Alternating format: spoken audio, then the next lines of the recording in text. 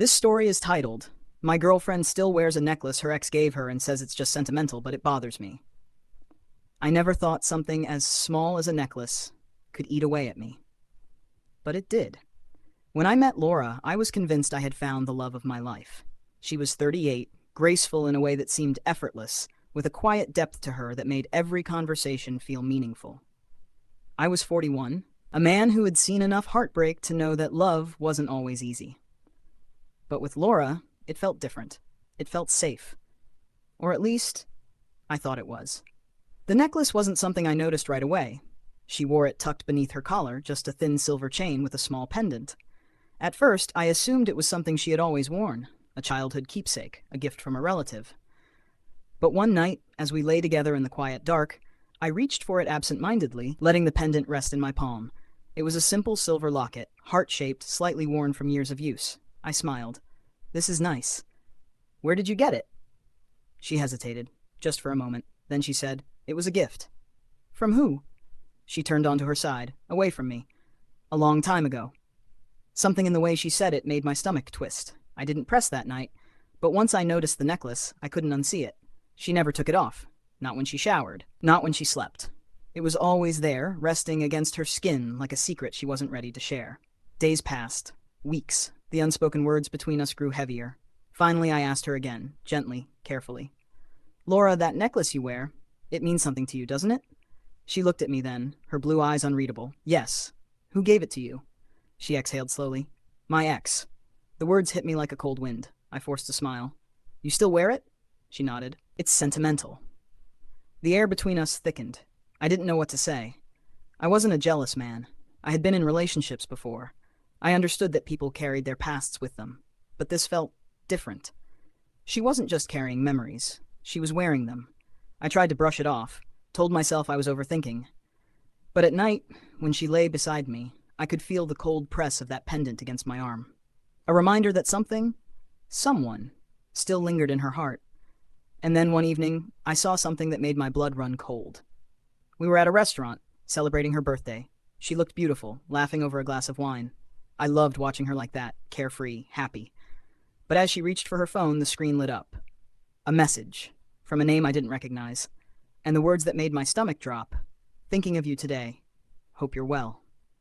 Laura saw me looking. She quickly turned the phone over, but it was too late. Who was that? I asked, my voice even. Her smile faltered. Just an old friend. I stared at her. Is it him? She didn't answer right away, and that silence was answer enough. I set my fork down. Laura, why is he still texting you? She sighed, rubbing her temple. It's nothing, really. We don't talk much. He likes to check in. I felt something simmer beneath my ribs. And you let him? She gave me a helpless look. It's complicated. Complicated, that word. The one people used when they didn't want to admit the truth. That night I didn't sleep. I stared at the ceiling, my mind spinning with possibilities. Was I just being paranoid? Was I making something out of nothing? Or was my girlfriend still emotionally tied to another man? The next morning, I decided I needed answers. I waited until she was in the shower. Then, with hands that trembled slightly, I picked up her phone. I told myself I wasn't the kind of person who snooped. But love makes you do things you never thought you'd do. I scrolled through her messages, and then I found them. Dozens of messages over the years. Some short, some long, some recent. I miss you sometimes. Do you ever think about what we had? I still have dreams about you. My stomach twisted, and the worst part? She had responded. I think about you too. The words blurred in my vision. I set the phone down and walked to the window, trying to steady my breath. She loved me. I knew she did. But part of her still lived in the past, and I wasn't sure I could live with that. That evening I confronted her. I saw the messages. Laura froze. What? I swallowed hard. I read them, Laura. I know you still talk to him. I know you still think about him. She stared at me, her eyes wide with something I couldn't place. Fear? Guilt? Then she did something I didn't expect. She took off the necklace. For the first time since I had known her, she unhooked the chain and let it fall into her palm. Her voice was soft. I never meant to hurt you. I swallowed. Then why keep it? Why still talk to him? She hesitated. Because he died, James. The room spun. What? I whispered. She clutched the necklace tightly. He passed away 2 years ago. We were together for 5 years before that. It was sudden. A car accident. A lump formed in my throat. She continued, her voice shaking. He was my first love, my best friend, and when he died, I felt like a piece of me went with him. I sat down, my knees weak. She looked at me with pleading eyes. I'm not in love with a ghost, James, but he was a part of my life. And sometimes, I just, I don't know how to let go. Silence filled the room. I didn't know what to say. Part of me ached for her, but another part of me wondered if I would ever truly be enough. And then, something occurred to me. Laura, I said slowly, if he's gone, who's been texting you? Her breath hitched. Her hands gripped the locket, and for the first time since I had met her, I saw fear in her eyes. Laura's face turned pale. The fear in her eyes was unmistakable. My stomach tightened.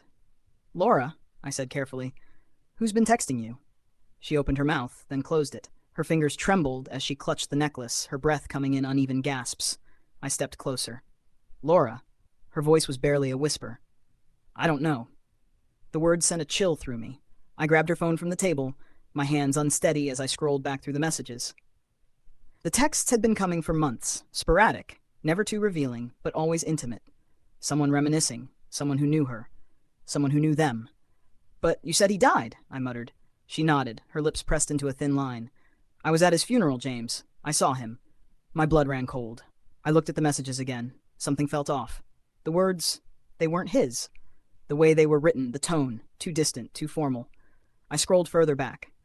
Then I saw it, a message she had never responded to. I know you think you've moved on, but you haven't. You still belong to him. You always will. A strange, suffocating silence settled between us. I turned to her. Laura, who else knew about you two? She shook her head. A lot of people. We weren't hiding our relationship. My heart pounded. And after he died, did anyone act strange? Her eyes flickered with something, recognition, maybe. A memory she had buried. There was someone, she admitted slowly.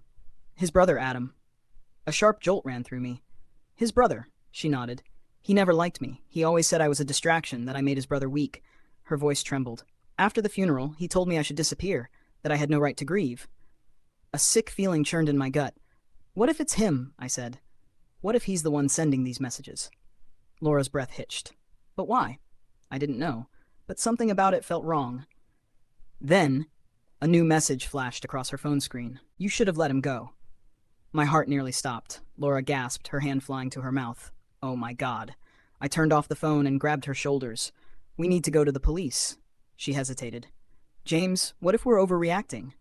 I gestured to the phone. Laura, someone is watching you, someone who knows too much.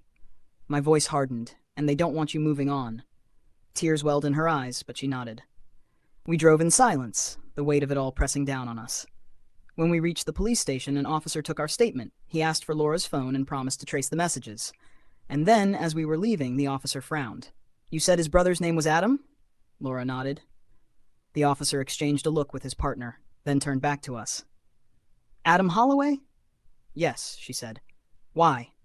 The officer's face darkened. Because Adam Holloway died a year ago. The ground tilted beneath me. What? Laura whispered. The officer continued, his voice grim. He was found in his apartment. Overdose. It was ruled as a suicide. A shudder ran through Laura's body. I gripped the edge of the counter. Then who the hell has been texting her? The officer didn't answer. But I already knew. Someone out there was pretending. Someone who wanted Laura to believe she could never escape her past. And they were still watching. That night, I stayed at Laura's apartment. Neither of us could sleep. Every sound felt amplified. Every shadow in the corner of the room threatening. At 2 a.m., Laura's phone buzzed. A single message. Why are you fighting this? He's waiting for you. A cold sweat broke out on my skin. I turned to Laura. We need to leave. She grabbed her coat, her hands shaking. But before we could even step outside, a knock sounded at the door. Slow. Deliberate. Laura's breath caught in her throat. I reached for the nearest thing I could use as a weapon. A fireplace poker. Another knock.